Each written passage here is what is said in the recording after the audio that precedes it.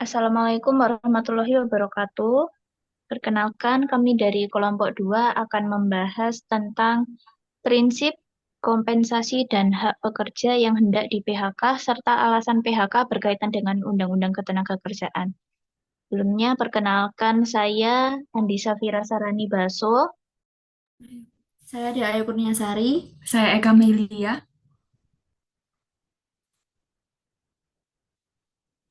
Saya Rawang Karunia Eka Handayani. Saya Nur Intan Sri Rahayu. Baik, itu tadi merupakan anggota dari kelompok 2 kami. Selanjutnya, di sini kami akan membahas tentang prinsip-prinsip pemutusan hubungan kerja, kompensasi dan hak pekerja yang hendak di PHK, alasan-alasan PHK menurut Undang-Undang Nomor 6 Tahun 2023. Sebelumnya kami akan memberikan definisi dari PHK, maaf, akan maaf, kami ambil dari Undang-Undang Nomor 13 Tahun 2003 tentang Ketenagakerjaan yang tertuang pada Bab 1 Pasal 1 Angka 25. Karena di undang-undang yang baru yaitu tahun 2023 di sini PHK tidak dijelaskan kembali, maka kita mengambil pengertian dari tahun 2003. PHK adalah pengakhiran hubungan kerja karena suatu hal tertentu yang mengakibatkan berakhirnya hak dan kewajiban antara pekerja atau buruh dan pengusaha. Selanjutnya yaitu pemahaman hubungan kerja. Di sini terdapat pengusaha dan pekerja yang di mana mereka saling berkaitan. Nah, pengusaha dan pekerja ini membuat perjanjian kerja. Dalam perjanjian kerja ini berbeda dengan perjanjian pada umumnya. Jika kita melihat pada pasal 1320 KUH Perdata tentang syarat sah perjanjian, di situ terdapat dua syarat yaitu syarat subjektif dan syarat objektif. Untuk syarat subjektif yaitu terdapat kesepakatan atau sepakat antar dua belah pihak, kemudian cakap. Untuk syarat objektifnya yaitu terdapat hal tertentu dan kausa halal.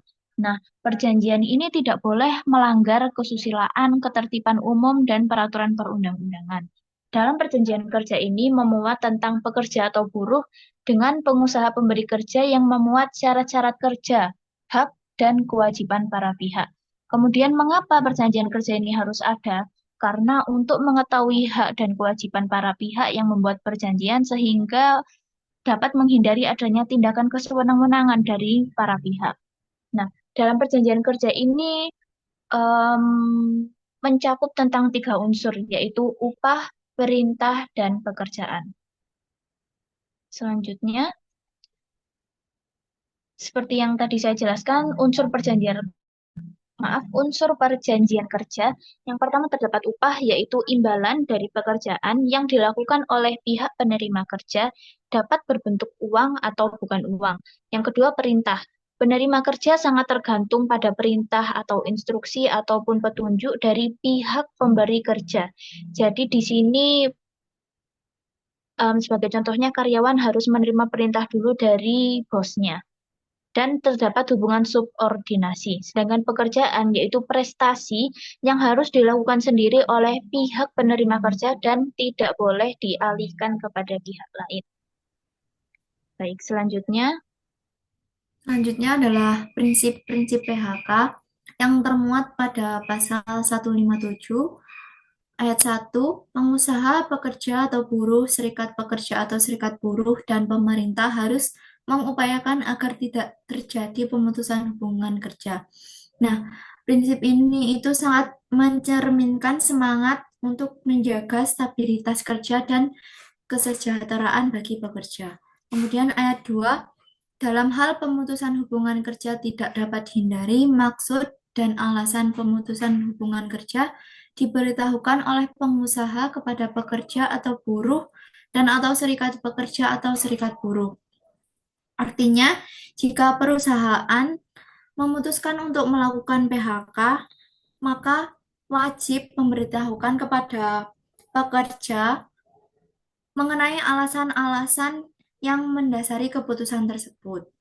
Ayat 3, dalam hal pekerja atau buruh telah diketahui dan menolak pemutusan hubungan kerja, Penyelesaian pemutusan hubungan kerja wajib dilakukan melalui perundingan bipartit antara pengusaha dengan pekerja atau buruh dan atau serikat pekerja atau serikat buruh. Nah, apa sih perundingan bipartit ini? Perundingan bipartit ini merupakan upaya penyelesaian masalah hubungan industrial untuk mencapai mufakat antara kedua belah pihak. Nah, tujuan utama dari perundingan bipartit ini adalah untuk mencari solusi terbaik yang dapat diterima oleh kedua belah pihak. Kemudian ayat 4 dalam hal perundingan bipartit sebagaimana dimaksud pada ayat 3 tidak mendapatkan kesepakatan, pemutusan hubungan kerja dilakukan melalui tahap berikutnya sesuai dengan mekanisme penyelesaian perselisihan hubungan industrial. Nah, artinya jika setelah dilakukan perundingan secara intensif, tapi kedua belah pihak ini masih belum menemukan titik temu, maka kedua belah pihak ini berlanjut ke tahap berikutnya sesuai dengan mekanisme penyelesaian perselisihan hubungan industrial yang diatur dalam undang-undang. Kemudian, next. Selanjutnya adalah komponen uang pesangon terdapat pada pasal 156 ayat 1 dalam hal terjadi pemutusan hubungan kerja, pengusaha wajib membayar uang pesangon dan atau uang penghargaan masa kerja dan uang penggantian hak yang seharusnya diterima. Nah, untuk uang pesangon sendiri ini merupakan kompensasi yang wajib dibayarkan perusahaan kepada pekerja yang telah terkena PHK. Nah, untuk uang penggantian hak sendiri ini merupakan kompensasi yang diberikan perusahaan kepada pekerja untuk mengganti hak-hak yang belum diambil selama mereka bekerja. Kemudian untuk lebih jelasnya lagi mengenai komponen uang pesangon ini terdapat pada pasal 157, yaitu komponen upah yang digunakan sebagai dasar perhitungan uang pesangon dan uang penghargaan masa kerja ini terdiri atas A. Upah pokok dan B. Tunjangan tetap yang diberikan kepada pekerja atau buruh dan keluarganya. Next.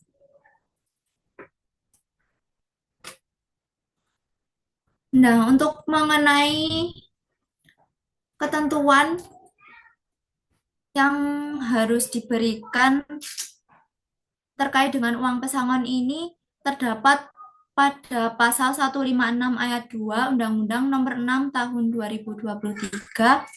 Untuk lebih rincinya terdapat pada slide. Kemudian next.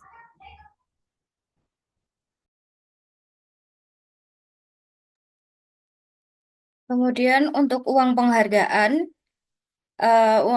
masa kerja, singkatnya adalah pemberian tambahan selain uang pesangon, biasanya diberikan kepada pekerja dengan masa kerja yang cukup lama. Uang penghargaan masa kerja sebagaimana dimaksud pada ayat 1 diberikan dengan ketentuan sebagai berikut. Yang A, masa kerja 3 tahun atau lebih tetapi kurang dari 6 tahun, mendapat 2 bulan upah dan seterusnya. Next. Kemudian untuk uang pengganti hak yang seharusnya diterima sebagaimana dimaksud pada ayat 1 meliputi cuti tahunan yang belum diambil dan belum gugur. Biasanya atau mohon maaf, yang B, biaya atau ongkos pulang untuk pekerja buruh dan keluarganya ke tempat pekerja buruh diterima bekerja. Yang C, hal-hal lain yang ditetapkan dalam perjanjian kerja, peraturan perusahaan, dan perjanjian kerja bersama. Ketentuan lebih lanjut mengenai pemberian uang pesangon dan uang penghargaan masa kerja dan uang penggantian hak sebagaimana dimaksud ayat 2 dan ayat 2, ayat 3 dan ayat 4 diatur dalam peraturan pemerintah. Next. Berikut adalah tabel perhitungan uang pesangon dan eh, uang penghargaan masa kerja, dan uang penggantian hak. Di sini kita bisa ambil contoh jika masa kerja satu tahun eh, sampai dengan 3 tahun, itu uang pesangonnya mengikuti berapa berapa bulan ia bekerja. Jadi mendapat uang pesangon sesuai dengan berapa bulan ia bekerja. Mohon maaf, kita ambil contoh ketika masa kerjanya adalah 1 tahun, maka akan mendapat uang pesangon sebanyak 1 bulan upah, 1 bulan upah. Kemudian tidak mendapatkan uang penghargaan masa kerja dan mendapatkan uang penggantian hak sebanyak 15% dikali 1 bulan upah. Kemudian se- bisa dilihat ketika masa kerjanya adalah 3 tahun sampai 4 tahun masa kerja, maka uang pesangon yang didapatkan adalah 4 bulan uang 4 bulan upah dan uang penghargaan masa kerja sebanyak 2 bulan upah dan uang penggantian haknya adalah 15% dikali 6 bulan upah. Begitu seterusnya sampai 24 tahun. Next.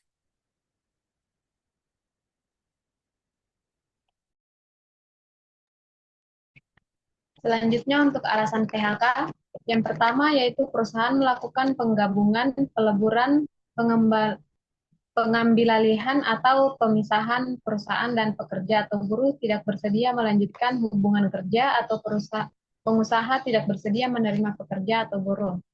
Yang kedua, perusahaan melakukan efisiensi diikuti dengan penutupan perusahaan atau tidak diikuti dengan penutupan perusahaan yang disebabkan perusahaan mengalami kerugian.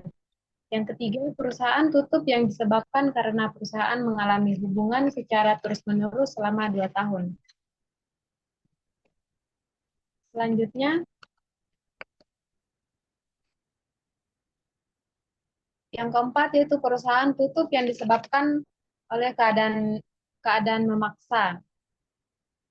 Yang kelima, perusahaan dalam keadaan penundaan kewajiban pembayaran hutang. Yang dimaksud di sini yaitu yang di mana keadaan perusahaan tidak mampu membayar utangnya tepat waktu dan penyebabnya adalah perusahaan tersebut mengakui kebangkrutan bahkan kerugian finansial. Selanjutnya perusahaan pilot. Yang dimaksud perusahaan pilot ini adalah status hukum di mana perusahaan tidak mampu membayar utangnya dan dinyatakan bangkrut oleh pengadilan. Selanjutnya,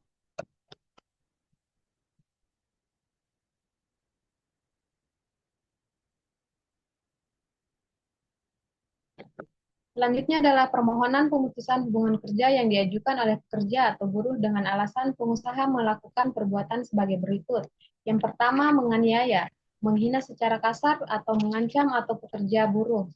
Yang kedua, membujuk dan atau menyuruh pekerja atau buruh melakukan perbuatan yang tidak bertentangan dengan peraturan perundang-undangan. Yang ketiga, tidak membayar upah tepat pada waktu yang telah ditentukan selama 3 bulan berturut-turut atau lebih, meskipun pengusaha membayar upah secara tepat waktu sesudah itu. Yang keempat, tidak melakukan kewajiban yang telah dijanjikan kepada pekerja atau buruh. Yang kelima, memerintahkan pekerja atau buruh untuk melakukan pekerjaan di luar yang diperjanjikan. Dan yang keenam, memberikan pekerjaan yang membahayakan jiwa, keselamatan, kesehatan, dan kesusilaan pekerja atau buruh, sedangkan pekerja tersebut tidak dicantumkan pada perjanjian kerja.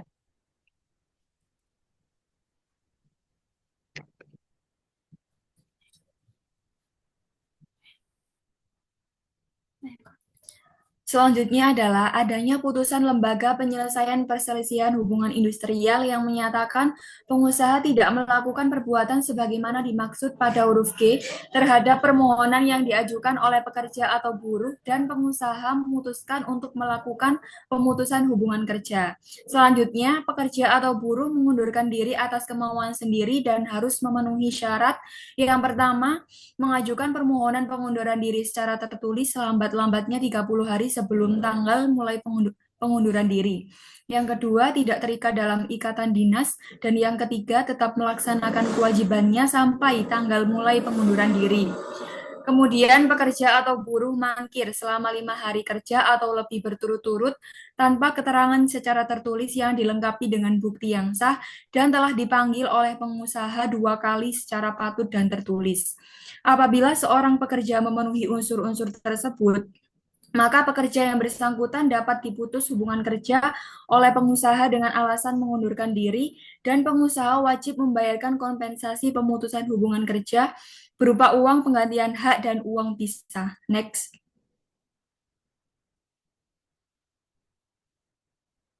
Next. Pekerja atau buruh melakukan pelanggaran ketentuan yang diatur dalam perjanjian kerja, peraturan perusahaan, atau perjanjian kerja bersama, dan sebelumnya telah diberikan surat peringatan pertama, kedua, dan ketiga secara berturut-turut. Masing-masing berlaku untuk paling lama 6 bulan, kecuali ditetapkan lain dalam perjanjian kerja, peraturan perusahaan, atau perjanjian kerja bersama. Selanjutnya, pekerja atau buruh tidak dapat melakukan pekerjaan selama 6 bulan akibat ditahan pihak yang berwajib karena diduga melakukan tindak pidana. Selanjutnya, pekerja atau buruh mengalami sakit berkepanjangan atau cacat akibat kecelakaan kerja dan tidak dapat melakukan pekerjaannya setelah melampaui batas 12 bulan. Di mana dalam hal ini pengusaha diwajibkan membayar kompensasi pemutusan hubungan kerja dengan rumusan 2 kali uang pesangon, 1 kali uang penggantian hak, dan uang penggantian hak kepada pekerja. Next. Selanjutnya, pekerja atau buruh memasuki usia pensiun. Dengan telah mencapai usia pensiun, maka seorang hubungan kerja pekerja berakhir. Perlu dipahami bahwa batas usia pensiun saat ini merujuk pada peraturan pemerintah nomor 40 tahun 2015 tentang penyelenggaraan program jaminan pensiun, yang dalam pasal 15 ayat 2 telah ditentukan usia pensiun yaitu 57 tahun. Selanjutnya, pekerja atau buruh meninggal dunia. Sebagaimana yang telah dijelaskan pada subbab pembahasan sebelumnya, bahwa meninggalnya seorang pekerja menyebabkan berakhirnya hubungan kerja. Meninggalnya seorang pekerja melahirkan kewajiban bagi pengusaha untuk membayar kompensasi pemutusan hubungan kerja kepada ahli waris dari pekerja yang bersangkutan dengan rumusan 2 kali uang pesangon, 1 kali uang penghargaan masa kerja, dan uang penggantian hak.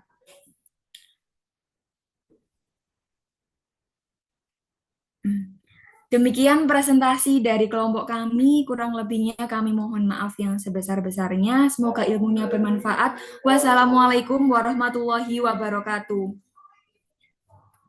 Terima kasih semuanya. Terima kasih. Terima kasih.